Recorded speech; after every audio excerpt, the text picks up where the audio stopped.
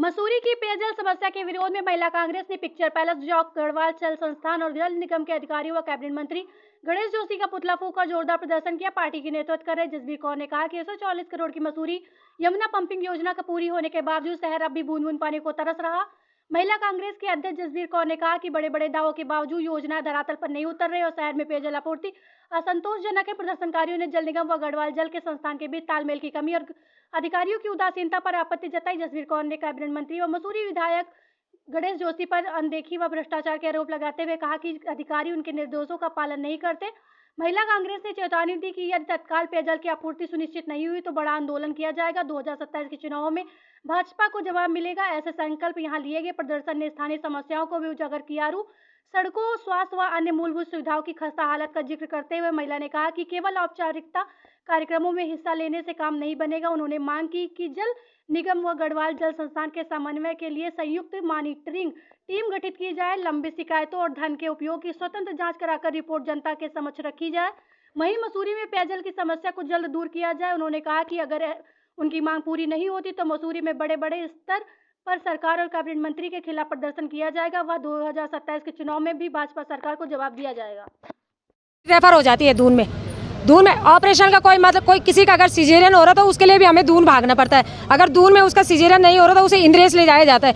By chance अगर किसी middle class के पास नहीं है उतना पैसा, वो कहाँ से पे करेगा?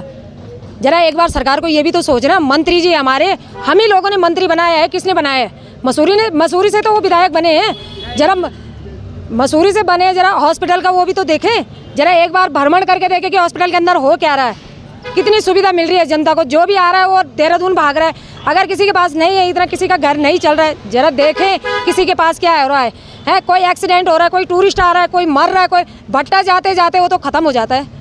क्या सुविधा है मसूरी में? स्वास्थ्य की बात कर दी, पानी को लेकर क्या कहना? पानी को लेकर भी यही है। इन्होंने वादे करे बड़े बड़े, बहुत पानी आ रहा मसूरी में, हमने ये किया वो किया, लेकिन धरातल पे कुछ नहीं है, जीरो है। हमारी तरफ से तो जीरो है। जो हम लोग गृहिणी है, हमारे घरों में पानी तक नहीं आता है।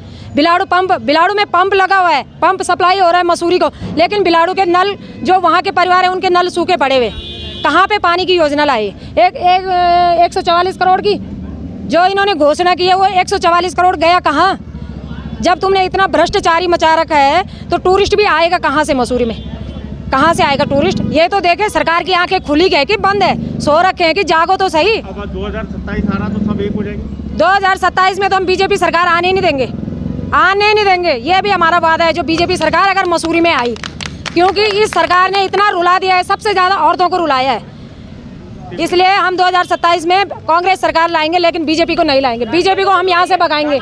इस पानी की वजह से मेरे क्षेत्र में जो मतलब इतनी बच्चे जो बीमार हुए हैं पीलिया से, और हॉस्पिटल में भी उनका रिकॉर्ड है कि मतलब कितने बच्चे मेरे क्षेत्र से गए हैं। तो क्यों गए हैं? ये पानी का ही चक्कर था कि जो गंदा पानी आया और उससे बच्चे फटाफट बीमार होकर हॉस्पिटल पहुंचे। तो इसके बारे में मतलब हमें, मेरे तो 2 महीने तक मतलब ये रहा कि घर में मेरे नल में तो बिल्कुल ही पानी नहीं आया। अब किसी का थोड़ा बहुत आया होगा तो मतलब नहीं दिया, तो गरीब आदमी बिस्लरी भी लाएगा तो कितनी बिस्लरियाँ मतलब पिएगा भाई? तो हर चीज़ के लिए भी तो पानी की ज़रूरत पड़ती है। तो मेरा कहना यही है कि भाई देखो, हमने आज जो ये यहाँ पर पुतला फूंका, हमें कोई उनका पुतला फूंकने का बड़ा शौक़ नहीं था, लेकिन इसीलिए जो भ्रष्टाचार हो रहा है ना, इसीलिए मंत्री जी के हमारे उस पर ध्यान नहीं दे रहे हैं। यही है कि भाई ध्यान देते तो हम भी उनके यहाँ पर आज उनका पुतला क्यों फूंकते। पुतला फूंकने का कारण यही था कि वो जो है विशेष टाइम पर यहाँ पर जो है कार्यक्रम करते हैं और अपना कार्यक्रम करके चले जाते हैं। और मैं आज कितने साल हो गए मैं उनके कोई भी कार्यक्रम में शामिल नहीं होती हूँ, क्योंकि मैंने बहुत साल हो गए उनके कार्यक्रम को छोड़े हुए। मैं कहीं भी नहीं जाती हूँ। किस लिए नहीं जाती हूँ? आप मेरे को बहुत छोटे हल्के में मत लेना। मैंने उनको एक बार, जब मेरा बेटा बीमार हुआ था और हॉस्पिटल में मौत के मुंह से जूझ रहा था, तब वो मदद के लिए नहीं आए। लेकिन जब कुशाल सिंह राणा यहाँ पे जो उनके वो हैं भाजपा के, तो मैंने उनसे कहा था कि भाई, उन्होंने कहा कि तुम विकलांगों को लेकर यहाँ पर आना। मेरे को आज मौका मिला है, विकलांग को लेके आना। मैंने कहा विकलांग को लेके मैं बाद में आऊँगी, लेकिन मैं कल ज़रूर आऊँगी। आप मेरे को माइक दोगे? उन्होंने कहा क्या बोलना है आपने वहाँ पे? मैंने कहा माइक पे बोलूँगी। तो उन्होंने कहा नहीं, यहाँ पे बोलो। मैंने कहा मैं एक बात बोलूँगी कि भाई, जब आप यहाँ पे आते हो तो स्टेज पर मत रोया करो। अगर आपको बहनों की मदद करनी है तो दुख सुख में करना।